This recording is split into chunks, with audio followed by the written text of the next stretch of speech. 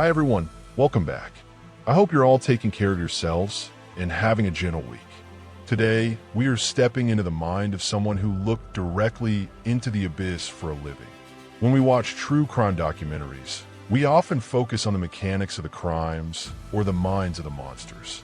But we rarely look at the deep, psychological toll carried by the detectives who hunt them, the men and women who carry the ghosts of the victims home with them every single night. This is the story of Detective Superintendent John Thompson. John spent over 3 decades working for West Yorkshire Police, operating at the very highest levels of criminal investigation. He was a man built for the job, meticulous, fiercely dedicated, and sharp. In the late 1970s, John was a core member of the massive task force hunting Peter Sutcliffe, the notorious Yorkshire Ripper who terrorized the north of England. For years, John and his team lived in a state of perpetual adrenaline and exhaustion, chasing ghosts across rain-soaked alleys and sorting through mountains of paperwork. The toll was immense. And for John, the nightmare became intensely personal when a late-night raid at a property in Sheffield missed catching Sutcliffe by just a matter of hours. The Ripper had slipped through their fingers, leaving behind an empty room and a trail of unresolved grief. Peter Sutcliffe was eventually caught, but that near miss became a permanent scar on John's career. Yet, if you sit down with John today, he will tell you that it isn't the Yorkshire Ripper who keeps him awake at night. There was another monster, one the public barely remembers, whose sheer cruelty has haunted him for over 25 years. To understand the case that eclipsed even the Yorkshire Ripper in John Thompson's mind, we have to travel forward to the autumn of 1999. The setting shifts away from the gritty industrial streets of Leeds to a quiet, affluent suburb on the outskirts of Wakefield. It was the kind of neighborhood where people left their back doors unlocked and children played in the streets until dusk.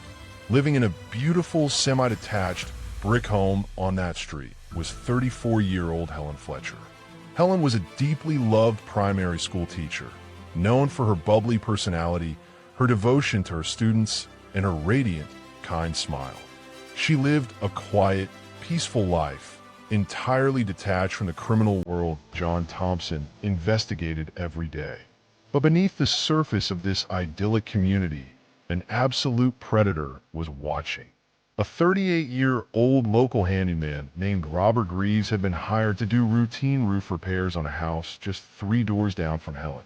Robert was a man who hid behind a mask of ordinary mediocrity. To his neighbors, he was just a quiet tradesman.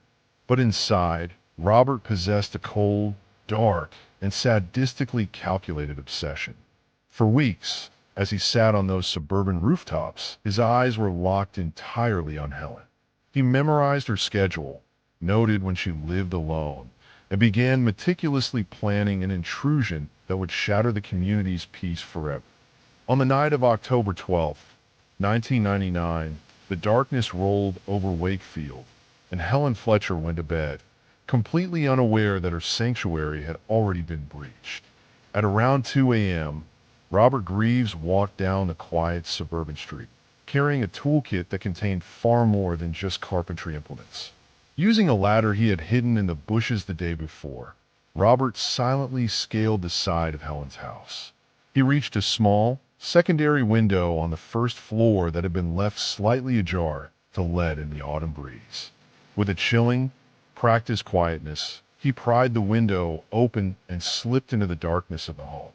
What followed inside that house was a crime of such profound, unnecessary cruelty that it would later cause veteran forensic officers to leave the scene in tears. Robert didn't just break in to rob the home. He confronted Helen in her bedroom, subjecting her to hours of calculated psychological torment and physical violence. Helen fought back with everything she had, leaving deep defensive wounds on her hands, but she was entirely overpowered.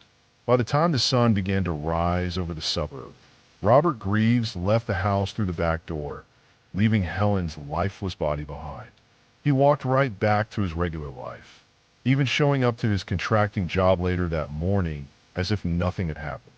When Helen failed to show up for her morning classes, her worried colleagues contacted her family, who discovered the horrific scene. Detective Superintendent John Thompson was assigned to lead the case. By 1999, John thought he was entirely desensitized to evil. He had seen the work of the Ripper. He had stood in the rooms of historic homicides. But the sheer malice left behind by Helen's killer shook him to his core. The investigation was an absolute labyrinth. Robert Greaves had been incredibly careful, wearing gloves and wiping down surfaces to destroy any trace of his presence. There were no obvious witnesses and no connection between a random roof contractor and a schoolteacher. John and his team spent months canvassing the area, interviewing hundreds of local tradesmen and sorting through thousands of hours of local CCTV footage. John became entirely obsessed with the case, working 18-hour days, barely sleeping, and constantly reviewing the forensic files. He knew that a killer with this level of calculation and cruelty would inevitably strike again if they didn't catch him. The breakthrough finally came 6 months later, when an advanced, microscopic DNA technique pulled a partial profile from a tiny fiber found underneath Helen's fingernail. It matched a voluntary sample provided by Robert Greaves during the mass screening of local workers. John personally led the arrest team, trapping Robert in his driveway. Robert Greaves was ultimately convicted of first-degree murder and sentenced to life in prison without the possibility of parole. The judge noted during sentencing that Greaves possessed a depth of depravity rarely witnessed by the modern courts. Justice was technically served, and a dangerous predator was permanently removed from the streets. But for John Thompson, the conclusion of the case didn't bring the complete peace he had hoped for. Today, John is retired, living a quiet life far away from the flashing blue lights and the grim tape of active crime scenes. He successfully caught the monster that invaded that Wakefield home, a victory he missed out on during the hunt for the Yorkshire Ripper. Yet when the room grows quiet and the rain hits the windows, it isn't Peter Sutcliffe's face John sees. It's the memory of Helen Fletcher's stolen potential and the chilling realization of how perfectly a monster can hide right in plain sight, doing routine work on a neighbor's roof. This case serves as a powerful, somber reminder that for the detectives who dedicate their lives to protecting us, the hunt doesn't truly end when the prison door slams shut.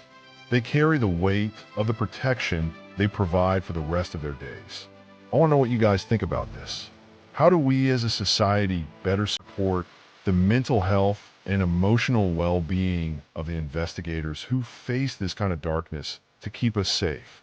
Let's talk about it down in the comments below, and please keep the discussion deeply respectful of Helen's family. Thank you so much for watching. Take care of yourselves, look out for one another, and I'll see you in the next deep dive. Bye.